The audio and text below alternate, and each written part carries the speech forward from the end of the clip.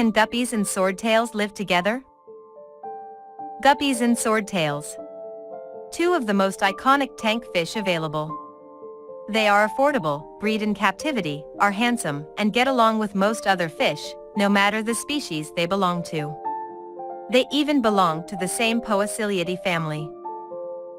But will these two species make for compatible tank mates?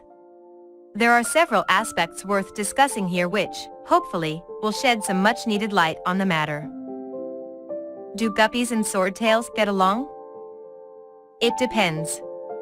Both species are rather friendly and peaceful, and they make for great additions to any community tank. The problems I'm seeing in this sense can be separated into three different categories. The need for space. Guppies and swordtails can easily coexist with each other and other fish species, provided they have sufficient space available. Guppies, for instance, require around 2 gallons of water per fish to remain comfortable in their environment. This is the average requirement for a 2.5-inch guppy. Swordtails, on the other hand, can grow double that in size. At 5.5 inches, a swordtail will need around 15 gallons of water per fish. If you overcrowd the two species, conflict may arise soon, since both species males can become quite territorial at times, especially when crowded. At the same time, crowded tanks cause fish stress, increasing their aggression and lowering their immune system with time.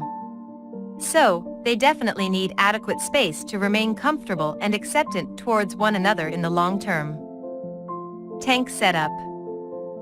How the tank is set up is also key for ensuring the two species' comfort in the long term.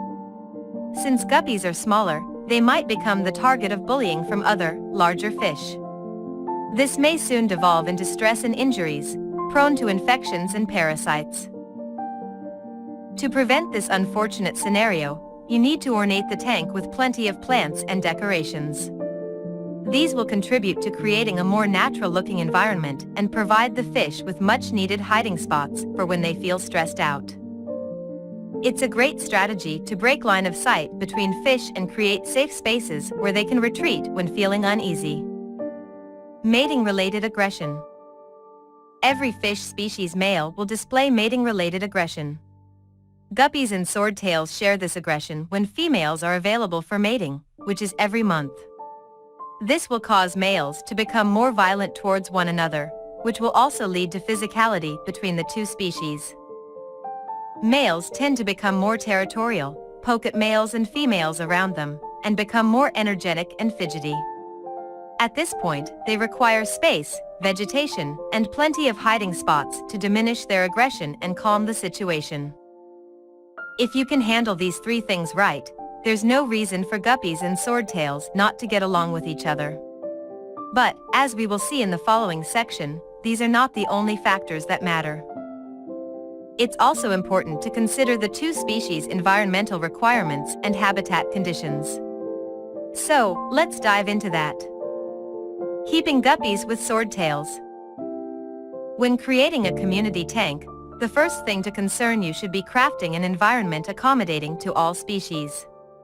This refers to setting aspects like tank size. As I've already explained, the tank size is key to ensuring the fish's comfort and promoting a stable and clean environment.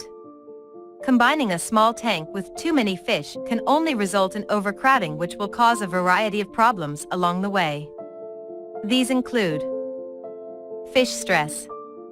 Your fish will experience stress and higher levels of aggression due to constantly bumping into each other. As a result, the violence between the tank inhabitants will increase significantly, leading to injuries, infections, and stress-related diseases. Ammonia boost. Ammonia and nitrites are deadly chemicals that arise due to excess fish waste and decaying matter. Too many fish into a too tight space will cause a lot of poop. The excess poop will dissolve in the water and change its chemistry for the worse. At this point, not even a filtering system won't be able to manage the situation. Triggering innate aggression. Some fish species are slightly more aggressive and territorial than others. Forcing them into a tight space will activate their aggressive side, leading to bullying and constant fighting. Smaller specimens will always suffer the most in this scenario. To prevent these problems, consider investing into a later aquarium. How much space your fish need depends on the species and the fish's size. A regular guppy requires at least 2 gallons of water, so a batch of 5 guppies can manage themselves in a 10-gallon tank. The problem is that swordtails need around 15 gallons of water per specimen. Each swordtail you add to the equation comes with extra 15 gallons of water to the total. Do the math, figure out the necessary tank requirements, and invest in a larger aquarium to keep the fish comfortable and healthy. Water temperature. Both guppies and swordtails are tropical fish, which means they typically need the same water temperature. Guppies are more comfortable at temperatures between 72 to 82 F, while swordtails settle for temperatures around 72 to 79 degrees Fahrenheit. The difference is pretty much irrelevant. Just make sure the water temperature doesn't fluctuate too often, too much, or too sudden. Guppies and swordtails are adaptable fish that can live outside of their comfort zone for quite a while. But they don't cope too well with sudden parameter changes. As a plus, you should always keep the water temperature in the golden zone. If the water is too cold, your fish will experience a weakened immune system and fall victim to infections and parasites. If the water is too hot, the fish risk suffocating due to not being enough oxygen in the water anymore. Stick to the Goldilocks zone, and your fish will be fine. Diet and feeding. Both guppies and swordtails require a balanced omnivorous diet, providing them with all the nutrients necessary for a balanced life. Guppies, swordtails, and fish, in general, take around 16 to 24 hours to digest a nutritious meal.